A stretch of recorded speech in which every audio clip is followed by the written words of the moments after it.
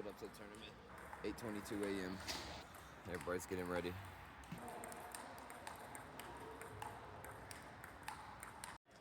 Okay, here with the coach. About to play. What's up, guys? Welcome to Nathan Britt Table Tennis. I'm going to talk to you guys about the 2023 Paddle Palace Winter Giant Round Robin that I just played in on Saturday.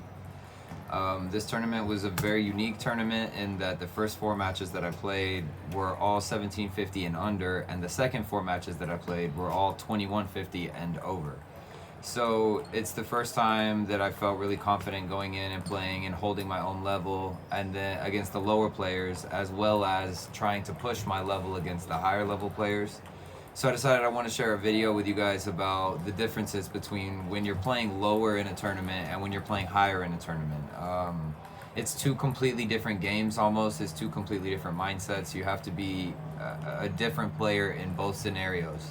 And I think a lot of players struggle with, in tournaments scenarios, deciding how they need to play or what they need to focus on, or why tournaments are so much harder than training, or so much harder than just playing matches at your own home club or whatever. There's a lot of things that go into tournaments that people don't really prepare for, and that I haven't prepared for well until recently, and I think that these few things that I've done recently made a big difference in my most recent tournament. Like I said, the first 4 matches here, you can see I'm playing Ricky. He's about 1500 something. Like I said, my first 4 matches I played lower than me, so I wanted to go ahead and start talking about what it's like to play when in a tournament when you're playing lower. So in this scenario, you're the higher rated player and you're playing somebody that's lower rated than you. If you've played more than 1 tournament, that means you have a rating. So if you've played more than 10 tournaments, that means that you have had a rating and you have tried to keep it. Keeping your rating is really hard because it's almost more difficult to play lower level players in table tennis than to play higher levels, because when you're playing a lower level player, you're the one at risk, not them. If they lose, nothing happens to them. Nothing happens to you, everything's fine. But if you lose your rating. And in a lot of cases, we've worked really hard to get to whatever number we have. We love this number, or we've already lost some and we don't want to go down even more. Or, there's all kinds of scenarios. But in general, nobody wants to go down. So these kind of situations where we're playing players that are lower level than us, but all of a sudden we're doing terribly and we don't know why or what's going on. So when you're playing table tennis, there's always 3 major parts of every single person's game. That's their mental game, their emotional game, and their physical game. This is just universally true for every single player all the way to the pro level, and these things will change depending on the scenario that you're in. Like I said, when you're playing lower, you're not going to have the same mental, emotional, and physical game that you would have when you're playing higher. Or if you do, you're probably not going to do well in either one or both. So when we're playing lower, we have to start first with talking about our mental game, and our mental game kind of splits into 2. There's, on one side you have your mentality and your mindset, and on the other side you have your tactics. When you're playing lower, your mindset needs to be extremely controlled. You don't need to be making crazy mistakes. You're assuming that you're better than this person based on the rating. So you don't want to come right out the gates shooting your biggest shots, taking big risks, because you don't need to take risks in this situation. That's the entire point. Make sure that you are not having a lot of unforced errors, which means that you don't need to rush, you don't need to overcompensate, you don't need to guess. You need to watch carefully what they do and expect that you can get the ball back on the table, and that's all you need to do. You want to give them plenty of opportunities to make mistakes, because the numbers say that they should make more mistakes than you. So you don't want to go into every game making a ton of mistakes. These are the mental game. So that being said, you play kind of your medium technique. You don't play your strongest shots. You don't go out the gate swinging. You play kind of your medium shots. You don't give them the ball back easy, because anybody can hit a good ball on a ball with nothing on it. But if you got a good shot, you just give them medium shot, and you can play relaxed and keep everything on the table, and you're gonna do a lot better in that match than you would if you come out trying to show them how good you are and hit big shots on them because they're not as good as you. And these kinds of things are not smart, or not even in that way, but also sometimes you're really nervous, and so you feel like you need to hit your best shots because you're nervous, because you don't think you can hit the rest of your shots. That is also a case where you need to relax and focus on the relaxation first.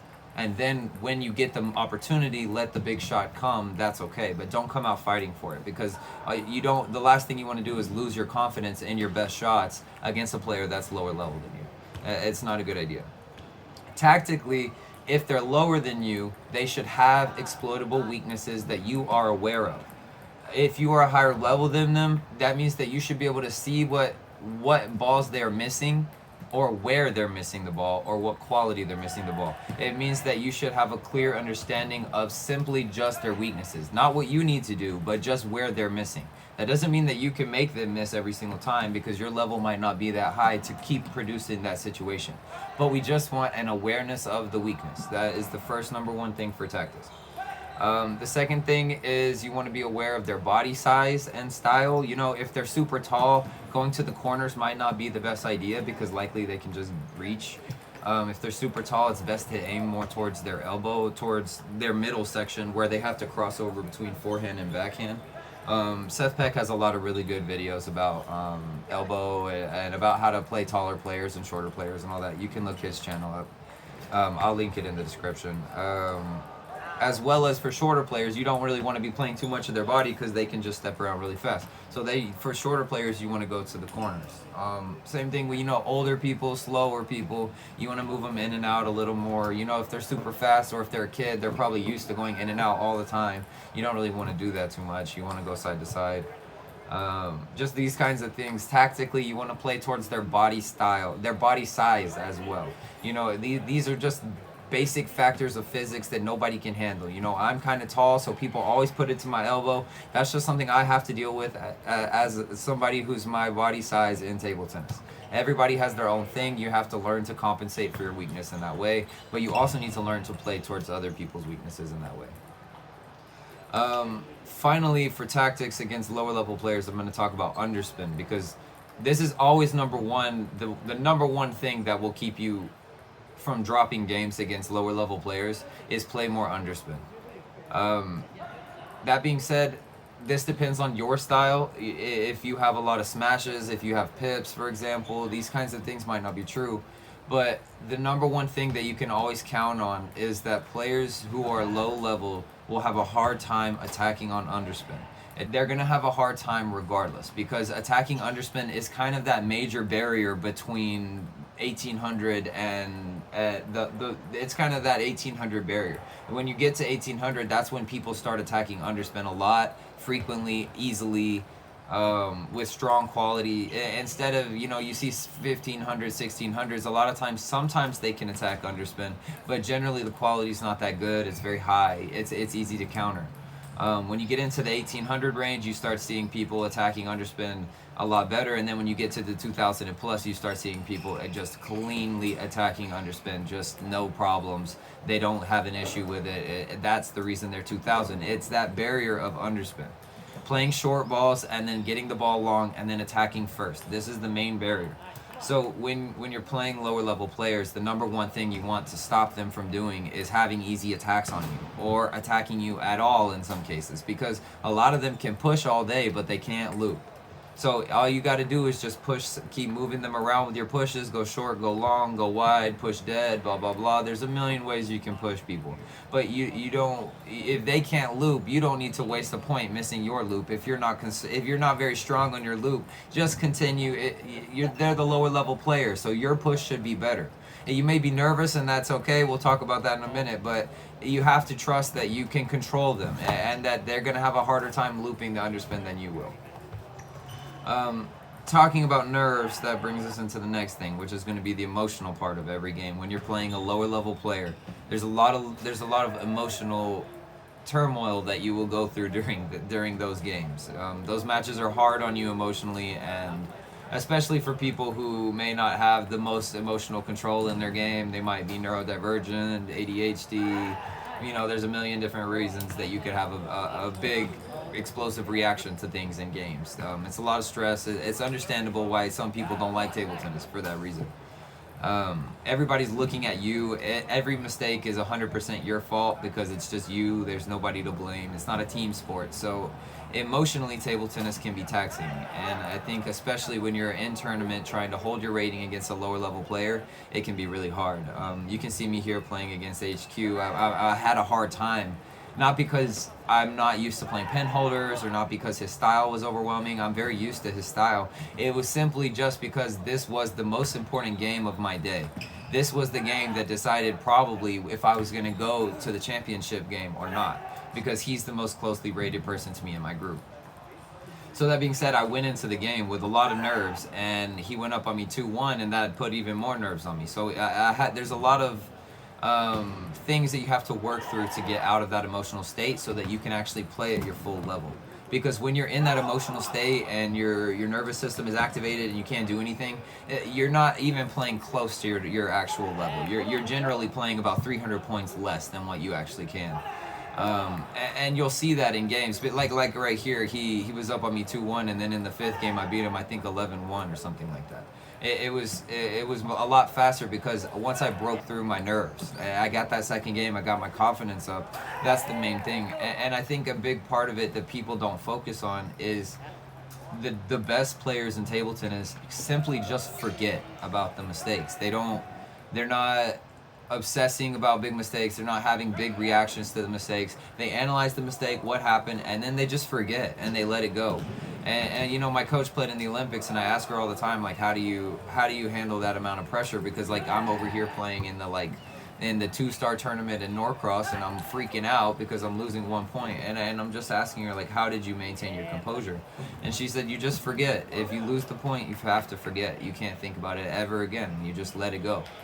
And I think that was the number one thing that helped me the most in the tournament, is just her telling me just to forget about the things and don't obsess. Because what I used to do is I would miss a point and I'd be like, why? And then I would think about 3 different points, and I'd be like, okay, I missed all these different 3 points, and let me figure out the one thing between the 3 that's going to make a big difference. And you can get really lost really fast and drop a lot of points trying to figure everything out.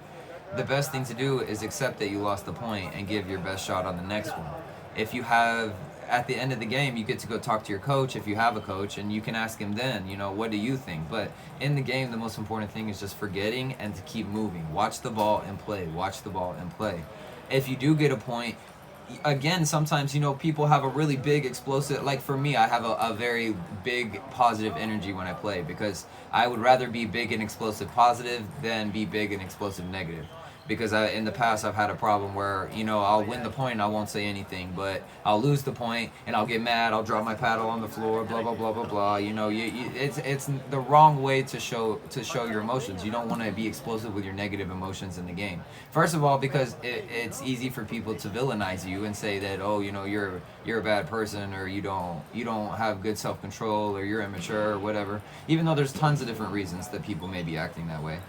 And the second of all is you don't want your opponent to know that you're tripping. You can't let your opponent know that they have the edge on you so easily. Every single time this happens, you know, you have a big explosion. Of course they're going to do that again. That's obvious. You know, if I'm your opponent and I see that every time I serve underspin heavy, you drop it in the net and that's making you mad, you're guaranteed I'm going to give you 3 more of those serves. It's just how it works. So you have to control yourself for your own sake, but also tactically. And this is very important. You have to being able to get excited, get a point, cho, and then forget about it. You know, you miss a point, think about what just happened, and then forget about it. Whether you do well or not, it doesn't matter. You need to forget about it and move on to the next point. At the end of the game, go back and watch the video, and then you can sit around and think all day. That's what I'm doing right now while I'm making this video. Is I've been analyzing myself and thinking and noticing all the mistakes I made and blah blah blah. But during the game, you can't be training. It's not training. You're not trying to fix your technique. You're not trying to fix what's going wrong. It's a game. You only have 11 tries. If they beat you, they get only 11 good shots. You make 11 mistakes. That's it. You lose. So you have to be more focused on the right thing in games. You can't be extremely focused on, you know, figuring it out. You know, and I think a lot of us, especially me at the lower levels, I was always trying to figure it out. you know, like what is the secret that's gonna let me beat this guy? If I do this one shot, I'll win. It's not like that. You know, if you want to win, you have to continuously give your best, because they are too. You know, every person trains. Every person has their own shots. Every person has their own game. If you're not giving your best, you don't deserve to be at the level that you say that you are. And I think that was a big breakthrough for me, is just giving my best emotionally, and learning that that is what will make a big difference over trying to figure out the secret recipe to beating everybody, or the secret technique, or the let me video everybody's, you know, backhand in slow motion and let me watch it and figure it out. That's not going to help you, because you're going to get one shot like that on the table and you're going to be like, wow, I did it, and the ball's going to come back and you're going to have no answers. It doesn't matter. You know, you have to, it's a more holistic understanding of getting better. And I think emotionally, the most important part is just forgetting about what just happened and getting into the next point to give your best every time. You're only thinking 10 seconds at a time. You're not thinking the whole game. You're not thinking the whole match. You're not thinking, you know, the whole tournament even. You're thinking 10 seconds at a time. That's it. And when I started thinking that way, that was when I started noticing that, oh, maybe I can play my best in tournament. Maybe this tournament, maybe I'm not doing as bad as I think I am in this tournament. Because your mistakes don't add up as much. You know, you're only thinking 10 seconds at a time. You're doing much better. And I think that that's a big tip that most people don't take into their emotional game, because they want to dwell on their emotions on every single point the entire game. And that's how I used to be. And that just creates a more explosive and reactive environment that makes it harder for you to be confident against lower level players, because you're going to make mistakes against the lower level players too. It's not just, oh, I'm higher level, so I'm never going to miss. That's not how that works. So you have to be able to be reactive in a positive way instead of in a negative way. And especially for you guys that are, you know, 15, 16, 1700, and you guys have been the same rating for 10, 5 years. You know, I know a lot of guys who are like, I just can't break through that barrier. Most of the time, it's an emotional barrier that they're facing. They don't have a positive mindset, and they don't have the ability to compartmentalize the game and then look at their emotions in a 10-second frame, instead of their one mistake building on the next, and all of a sudden it feels like they've made 10 mistakes in the game, when in reality, or especially they'll feel they've made the same mistake 10 times, when in reality it was likely 10 completely different mistakes that were 100% unique, because every single shot that comes to you is unique. It's very likely that it's one thing causing you to miss everything. And I think that's something that you just need to learn to forget and move on, and you'll move on there. The last thing, and I don't want to take too much time on this because physical is different for everybody. It's hard to coach this online. You know, everybody has different techniques, styles, physicality. Everybody's different body sizes, body weights, BMI, blah, blah, blah. People have certain arm lengths. You know, people's joints work differently. To talk about the physical, unless you're in person with the person, isn't as useful. So I'm going to try to stay away from talking too much about technique on the channel. You know, if you want to come by the club and learn some technique, you know, that's my main thing when I'm at the club, is teaching technique. But when I'm on the channel, I don't think that's going to make too much sense for everybody, because what applies well for me won't apply well for you, or for the next guy, or for the next 100 guys. So the main thing though in tournament, when you're talking about your physical game, and I'm talking especially, like I said, against lower level players, when you're nervous and you know that nervous system is activated. You feel it because you can't move. Every single shot that comes, you feel you're reaching for it, doesn't feel anything's coming to you. You know what I'm talking about. You're nervous, they're coming up, their levels coming up, and you're nervous. The most important thing that my coach has ever taught me about this is when you're nervous, put it in your legs. It's okay to be nervous. You know, everybody feels the nerves, but you have to put your nerves into your legs, and you have to relax the upper body. So from your waist up, whatever you have to do to maintain just relaxed composure and just a strong core. That's all. Your arm can't be tight. You can't be nervous in your entire body. You can be nervous in your legs. It's okay if your legs are super tight. It's okay if you're pumping your feet super fast. You want to take 5 steps between each ball. That's great. You're going to do much better in the tournament than if you take 0 steps between each ball. So that alone in the physical game, the main thing in the tournament that I'll find is that you have to pump your feet as much as you possibly can. And you know, you'll see the guys jumping up and down between the points, and you know, all the pros doing all that stuff, and everybody has their own ways, but maintaining physicality in the feet and in the legs in tournament. Even if you're a big guy, even if you're an old guy, even if you're a slow guy, even if you're moving 1 inch at a time, still move your feet between every single touch of the ball. Move your feet, because that's going to be what makes the biggest difference in tournament for you in terms of your physical body, physicality. Again, everybody has their own styles, everybody has their own thing, everybody's shaped differently, but you need to move your feet. That's the number one thing.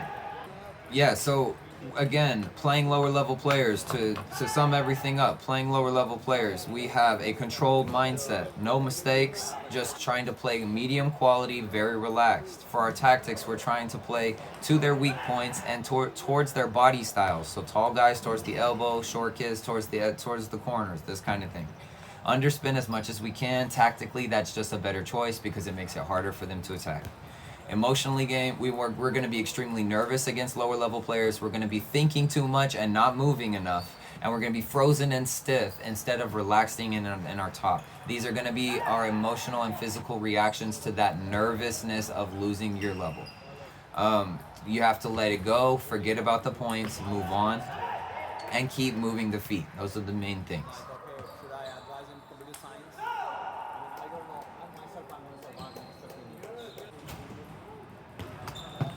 So, like I said, for the final four matches that I had for the tournament, the lowest level player I played, I believe, was Dale, who is 2103. So, in the range of 2103 to over 2600, I think Taiwo is. So, obviously, I'm only 1800. I can't tell you everything on how to beat 2000s, 2100s. I don't know yet either. But I can tell you what I'm trying to do right now to help me play better against higher level players, and something that has been helping me a lot as I've been playing, in my own leagues at home and things like that against, lower than 2100, 1900, 2000 players. I've been having a lot of progress playing them lately, way more so in the past, and just mostly by implementing the same kind of mentality that I was talking about earlier with your emotional, physical game and your mental game, and making sure that you have a unique mental, physical, emotional game for each player that you play, because you always have to adapt to the style of the other person, the emotional state of the other person, the mental game of the other person. It's going to be that way. So to start off with the lower level players, I was talking about you want to stay controlled. With the higher level players, you want to go for your highest quality possible. You can assume that your level of control is not enough to beat them. You can assume that their level of control is high enough to beat your level of control. You don't have a chance if you don't try to play your highest quality. You need to take risks. You don't need to be overly safe. I was talking about in the last time against the lower level players, never make a mistake. Let them make the mistakes. In this case, it's more likely that they're not going to make a mistake against you. You're going to have to force them. You're going to have to surprise them. You're going to have to be unexpected. To do this, you're going to have to be really, really focused. You can assume that the amount of focus that you normally play with is not enough. If you want to play with a higher level player, the variation that they have between points, the variation in their strategies and their techniques is extremely high, and with that level of variation that I promise you're not accustomed to, you have to do a super good job focusing, and that's the main thing that I feel I did a great job with my emotional game during this tournament against the high level players, and I feel like I did a great job with my physical game, but I feel like my mental game wasn't very strong because I was not focused. As you watch me play these high level players, you'll watch me drop countless pushes into the net. I go to push the underspin serve, I just push it straight into the net because I'm not focused and I don't recognize how much quality that they actually play on the ball. And that's constant. And when I'm trying to attack the serves, I make mistakes. And it all comes down to your level of focus, because their quality is really good, but what's really good about it is how often it changes. If they were to play these same shots over and over and over again, I would eventually be able to adjust to it. But it's the fact that they change it constantly that keeps me from being able to adjust to it as a lower level player. So being extremely focused on every single little change is very important. So let's move into tactics. When you go into tactics with them, you have to be ready to take rallies. You can assume that you're not going to finish them with the shots that you finish other players. They're usually going to get them back. So you have to be ready to rally, even when you would normally win a point against somebody at your club. You always reset. That means no matter what, no matter how strong you hit the ball, you have to reset. This is another area I wish I had done better in the tournament. Is I know that I hit a few shots and I just watched and I thought I was done, and they came right back, and it just shocked me because I don't play enough players who are 2,500, 2,600. You know, these are extremely good players, so you have to expect that you cannot finish them without a serious amount of work.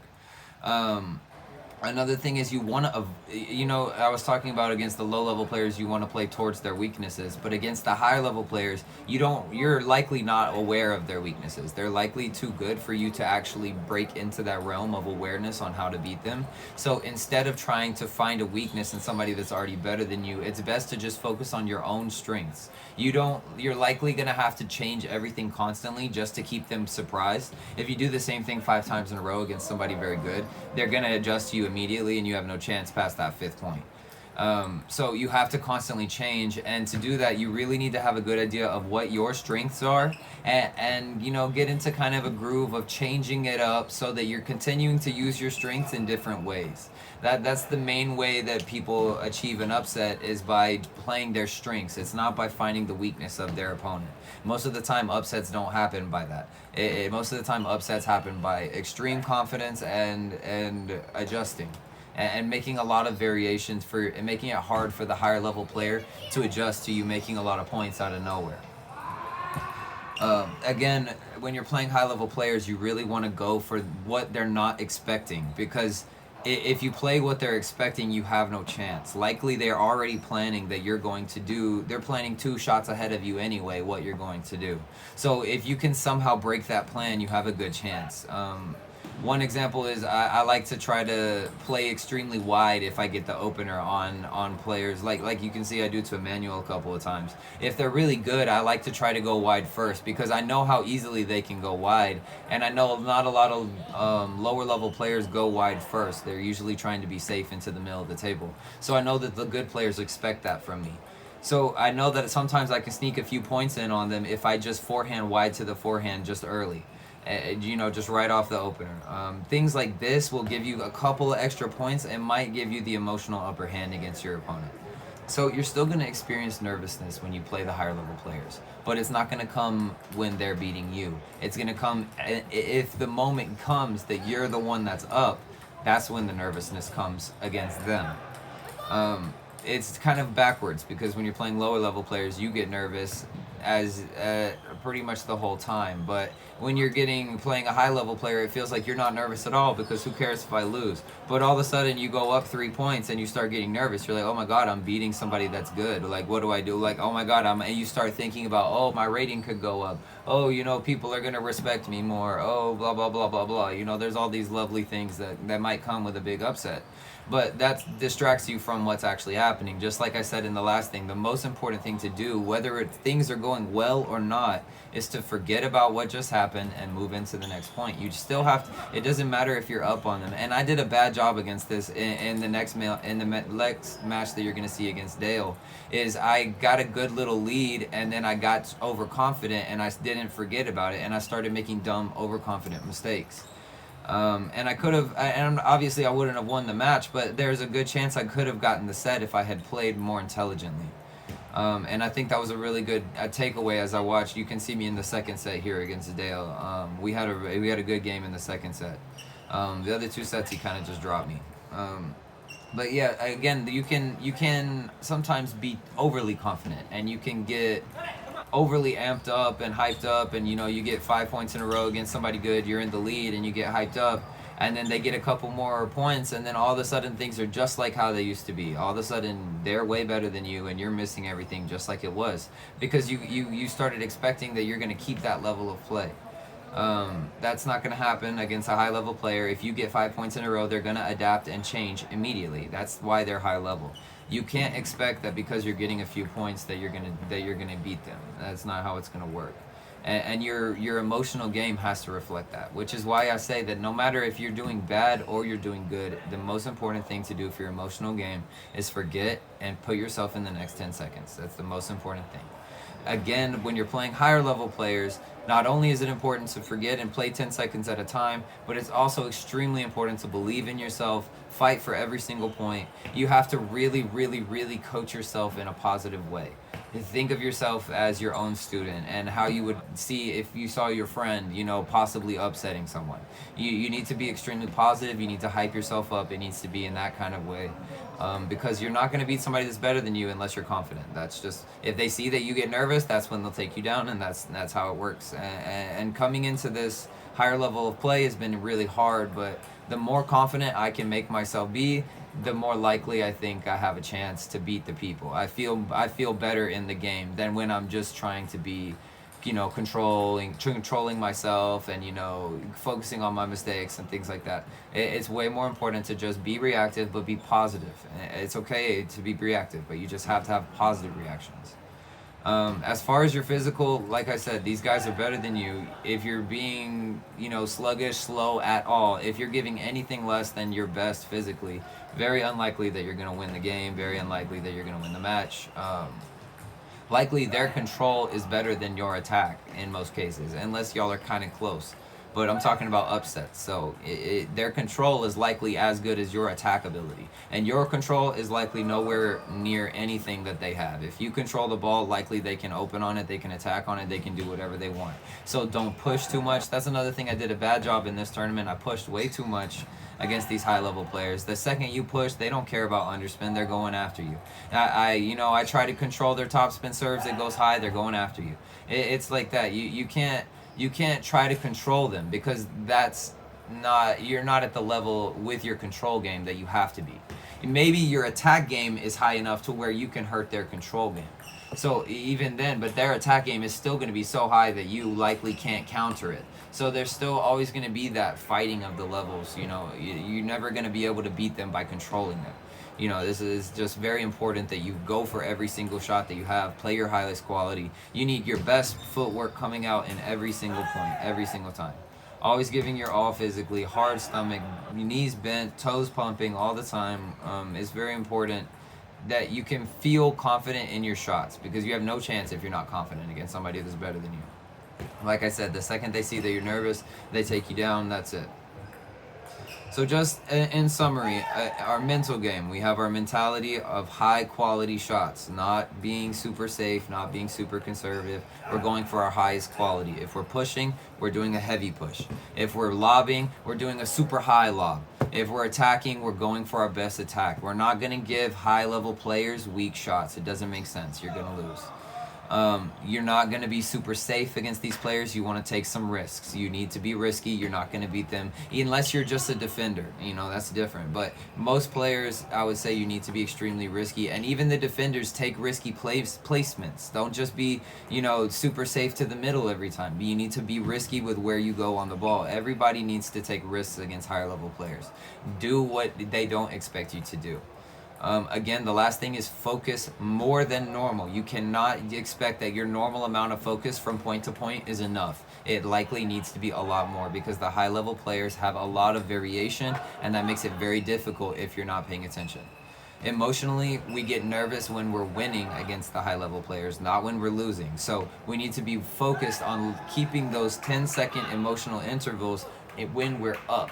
Not so much when we're down. It's okay, you're losing to a high level player, that's to be expected. I still don't recommend, dwelling on your mistakes, but you can learn a lot from the way that they'll beat you. So try to keep an open mind about your mistakes against high level players because it can really help you for your next tournament. We need to keep our confidence up. Yes, they look like they're not trying at all. Yes, they're so good. They walk up to the table, they serve, they look like they don't care. That's fine. You can't let that make you play that way. You still need to play seriously. You still need to keep your confidence up. You can't be too calm just because they're being too calm. They're calm because they know that they can trick you into thinking that it's not that serious and you have no chance. You have a chance. You still have to fight. You always have a chance. It doesn't matter. I've seen some insane upsets over the last few years. You always have a chance. So it doesn't matter if they're taking you seriously or not. You still need to take them seriously. They've earned the fact that you can take them seriously by their level. That's why they're higher level than you. So you have to take them seriously. Be strong. Fight for yourself emotionally. Keep it up. Be very positive. Coach yourself in a positive way. Your physical, again, go for every single shot, move your feet. Every single thing needs to be as high quality as possible. You have absolutely no chance if you're not moving. So they're going to see you not move and they're going to go the other way. And that's absolutely 100%. Every single good player is going to do that. Table tennis is a placement game just as much as it is a technique game, just as much as it is a movement game. So there's all these aspects coming into play, and the good players are using all of them. So if you're not moving, you're gonna fall victim to one of their many different tactics to take down lower level players. So like I said, I don't have the recipe to beat all the 2100s. You know, I'm not doing that yet either. But you can learn a lot by the way that they beat you, and you can learn a lot by watching these videos back and seeing yourself play them and seeing how easily they take advantage of your mistakes. You can learn a lot. So you got a couple more sets with me and Taiwo. You guys enjoy, and I will catch you guys in the next one.